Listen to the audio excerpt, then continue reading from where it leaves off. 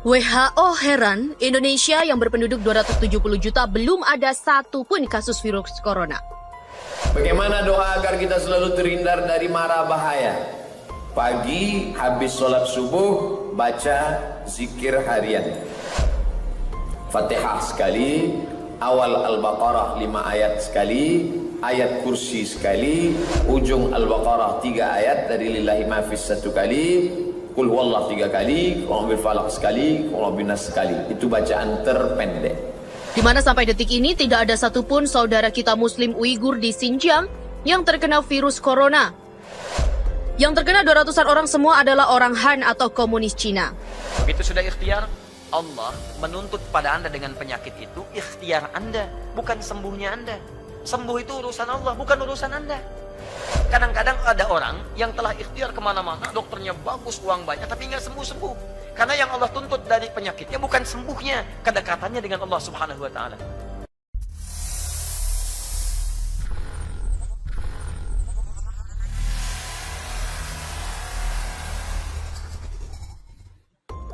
WHO heran, Indonesia yang berpenduduk 270 juta belum ada satu pun kasus virus corona.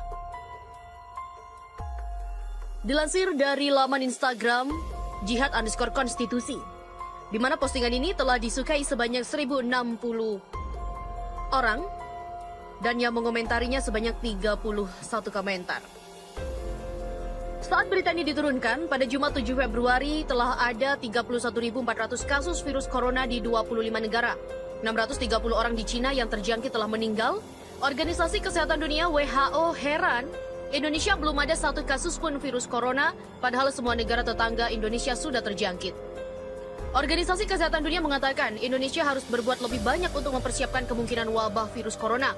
Di tengah kekhawatiran negara berpenduduk 270 juta itu belum melaporkan satupun kasus infeksi. Organisasi menginginkan agar Indonesia meningkatkan pengawasan, deteksi kasus dan persiapan dari fasilitas kesehatan yang ditunjuk jika terjadi wabah. Sementara dilansir dari idtoday.co, Hani Kristianto dari Mualaf Center Indonesia menyampaikan kabar terbaru dari Xinjiang, Cina pada Kamis 6 Februari kemarin. Katanya informasi yang ia peroleh dari Xinjiang ini pasti mengejutkan ahli-ahli kesehatan di dunia. Tak satupun warga Muslim Uighur yang tertular virus corona. Bisa jadi, hal itu disebabkan gaya hidup warga Muslim Uighur bersih dan senantiasa mencuci tangan, kaki, dan wajah atau berwudu seperti yang dianjurkan ahli kesehatan dunia. Tim dai dari Indonesia yang berhasil masuk ke Xinjiang dan berjumpa saudara Muslim Uighur, @formasi1.official dan Ayo Gerak Bareng, menyalurkan bantuan langsung ke saudara Muslim Uighur di Xinjiang. Di mana sampai detik ini tidak ada satupun saudara kita Muslim Uighur di Xinjiang yang terkena virus corona. Yang terkena 200-an orang semua adalah orang Han atau komunis Cina. Di mana terdapat satu bacaan doa yang insya Allah akan bermanfaat jika kita bisa membacanya bersama-sama. Allahumma inna a'udhu bika minal barasi wal jununi wal judami was sayyi'il asqam, yang artinya, ya Allah, aku berlindung kepadamu dari penyakit belang, gila, lepra, dan keburukan segala macam penyakit. Hadis riwayat Abu Daud. Dulu komunis Cina melarang hijab dan niqab. Hari ini mereka mau tidak mau berhijab dan berniqab. Allah dengan turunnya ujian itu ingin mengantarkan Anda ke surga dan menuntut Anda untuk serius mengatasinya. Kalimatnya menggunakan jahadu, dari kata al-juhdu, punya 3 akar kata. 1, kesungguhan merencanakan disebut dengan ijtihad. Anda lihat, oh ini saya punya penyakit ini, musibah, alhamdulillah saya yang terpilih oleh Allah.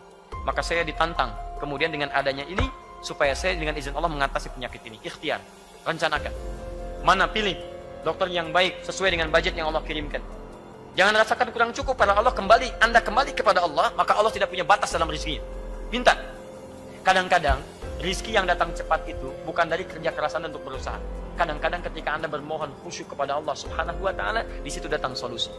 Bukankah tidak sedikit Anda melihat orang-orang punya masalah berat, tidak punya uang, tiba-tiba viral kisahnya, dia bermohon kepada Allah, datang orang lain dikirimkan oleh Allah Subhanahu wa Ta'ala, dengan izin Allah mengobati penyakit. Dengan izin Allah. Tidak menutup kemungkinan. Dekati Allah, rencanakan. Mana nih ikhtiar saya yang cocok sesuai dengan rezeki yang Allah titipkan pada saya. Datang. Kemudian jihad dengan fisik. Setelah direncanakan, tahu, datang. Setelah itu mujahadah, ini yang paling berat. Mujahadah itu artinya memerangi perasaan-perasaan yang tidak tepat dalam diri kita. Seperti ini misalnya. Begitu sudah ikhtiar, Allah menuntut pada Anda dengan penyakit itu ikhtiar Anda, bukan sembuhnya Anda.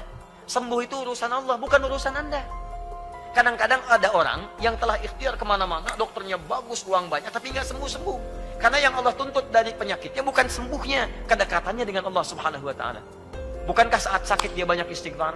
Bukankah saat sakit banyak berdoa? Bukankah saat sakit banyak bertobat? Itulah yang bisa mengumpulkan pahala. Jangan-jangan bahkan Anda diwafatkan oleh Allah Subhanahu wa Ta'ala dalam keadaan Anda belum sembuh. Allah. Bukan karena sembuhnya, karena Allah ingin saat Anda wafat bebas Anda dari penyakit-penyakit keburukan. Maaf, maka dengan istighfar dosa diampuni, hilang penyakit Anda, penyakit hati Anda. Dengan istighfar hilang dosanya, dengan taubat hilang dosanya. Dengan sakit di rumah sakit tidak ada kesempatan untuk menonton yang tidak baik.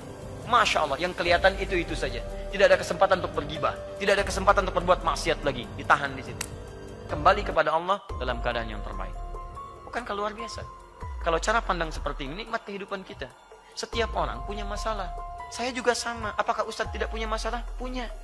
Dan masalah saya kadang lebih banyak daripada antum. Nih, masalah antum nih, saya pikirin juga. Tuh. Bukan berarti nggak punya masalah. Ya, jelas ya. Jadi, yang seperti ini yang dituntut ikhtiar antum. Dan ikhtiar tidak punya batas. Sepanjang ada antum berikhtiar. Ikhtiar itu bukan cuma datang ke dokter. Ikhtiar antum berdoa, itu bagian dari ikhtiar. Bukankah Nabi Ayub disembuhkan ketika berdoa? Silakan cek. Allah Maha Kuasa. Pertama kali di saat kita melihat kejadian-kejadian semacam itu harus kembali kepada Allah. Allah bisa membunuh seseorang, menghancurkan seseorang dengan macam penyakit. Bahkan tanpa penyakit pun bisa, kasih tsunami dan gempa bumi, kan bisa. Berapa ribu yang mati setelah itu? Kasih tsunami, biur. Allah sayang dengan hamba-hamba yang soleh, kasih tsunami biar cepat masuk surga. Yang ahli maksiat disiksa. Gempa bumi, lihat, orang baiknya surga.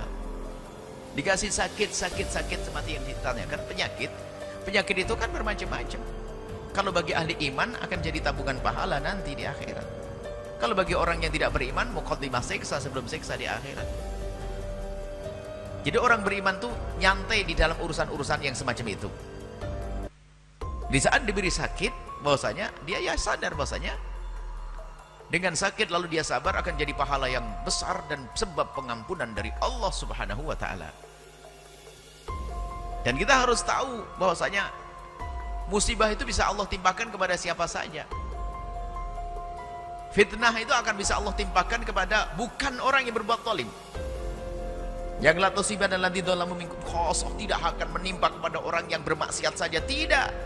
Bisa saja yang ridho dengan orang bermaksiat akan ketimpa juga.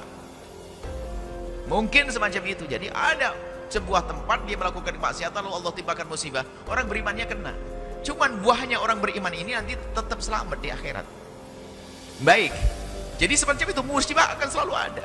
Hari ini ada, itu kan selalu ada. Dan musibah dihadirkan oleh Allah bukan karena Allah tidak mampu untuk mengangkatnya, untuk mengangkat orang yang sadar kalau itu musibah dan bagaimana menyikapi musibah. Jadi Allah yang mengangkat derajat seorang hamba itu bermacam-macam cara. Ada jadikan ahli ibadah, kaya raya, sedang berderma, punya ilmu, jadi ulama, dan seterusnya. Ada dikasih sakit, kasih bencana, macam-macam. Itu kan kisah dunia. Kalau pengen nggak ada ujian, nanti masuk surga, nggak ada ujian. Baik. Lalu bagaimana sikap kita di saat kita melihat musibah yang menimpa satu kaum misalnya? Pertama, kembali kepada Allah Subhanahu wa Ta'ala. Tadi kami sampaikan. Kembali kepada Allah. Banyaklah istighfar kepada Allah.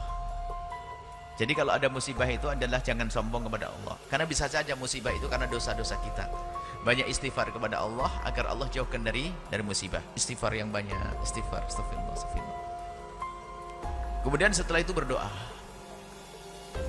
Lah berdoa ini adalah bermacam-macam cara. Jika musibah kolektif jama'i atau musibah menimpa jumlah yang besar begitu, maka kita dianjurkan untuk kunut, namanya kunut nazilah. Musibah itu akan ada musibah kezaliman yang dilakukan sekelompok orang atau terjadinya begebluk atau paceklik atau apa begebluk atau musibah ramai wabah, maka kita disunahkan untuk kunut nazilah. Kunut nazilah adalah membaca kunut Allah madfa' annal bala dan seterusnya, wal baba wal zalazil wal mihad ma dhahara minha wa ma batan dan seterusnya. Ya Allah, angkat bala bencana. Nah, ini kunut nazilah. Disepakati nggak ada perbedaan di antara para ulama. Termasuk yang nggak mau kunut pun bersepakat kalau kunut nazilah itu ada. Kunut nazilah adalah dibaca setiap waktu sholat, khususnya sholat ini. Dalam madzhab kita adalah setiap sholat, khususnya sholat fardu. Jadi sholat fardu kita baca kunut nazilah. Kunut nazilah dibaca saat sholat fardu, khususnya di akhir rakaat.